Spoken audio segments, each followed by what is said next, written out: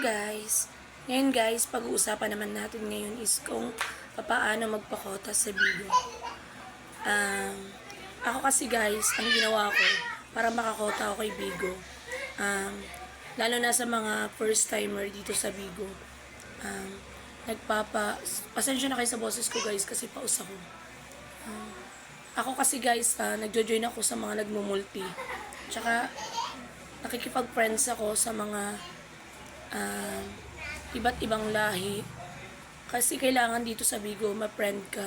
Tsaka marunong ka makisama kasi para marami sa'yo magsuporta dito sa Bigo. At especially guys, maganda kung nakakapag-PK kayo. Kasi malaking bagay pa kapag nakaka-PK sa Bigo kasi dun pa lang malaki na yung makukuha ng beans. Kaya lagi kayong attend sa Bigo, lalo na kapag ang PK nyo is official. Kasi pag official, magchat-chat sa inyo mag-message sa inyo si Bigo. Pero pag hindi official yung PK nyo, pag manual lang, wala kayong matatanggap na message galing kay Bigo. Kaya dito guys is sa Bigo, para makakota kayo, diskarte lang. Tsaka kung may talent kayo guys, ipakita nyo guys, huwag kayong mahiya.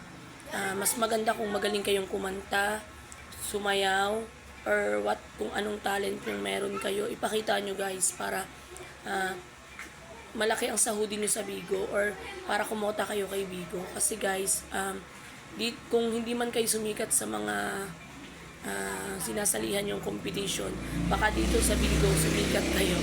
Kaya huwag kayong mahiya, ipakita nyo yung mga talent nyo para makakota kayo kay Bigo.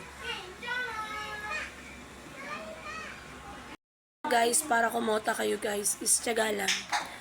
Dapat masipag kayong mag-live para marami kayong makilalang friend dito sa Bigo. Yun nga yung sinasabi ko kanina na mag-join kayo sa mga nagmumulti. Kasi malaking bagay yung kahit makakuha kayo doon ng mga pa-isa-isang beans or palima-limang beans, malaking bagay na dagdag beans pa rin sa atin yun guys. Kaya tiyaga lang talaga tayo.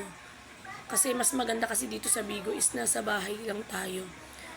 Hawak natin ang oras natin. Nasa sa atin kung kailan tayo magtatrabaho. Wala tayong manager. Napakalaking bagay lalo na sa mga katulad kong may mga anak, may mga baby. Kaya napakaganda ng Bigo kung siseryosohin natin at pupukusan natin ang Bigo. Dito pa lang kikita na tayo. Makakalibre na tayo sa mga bayarin natin sa pang-araw-araw. Kasi alam naman natin guys na sobrang hirap ng buhay dito sa Pilipinas. Kaya kailangan madiskarte tayo. Yun lang guys. Sana natuto kayo sa mga sinabi ko. Please follow my YouTube channel and please click my notification button para lagi updated sa aking mga bagong video. Thank you guys. Bye-bye.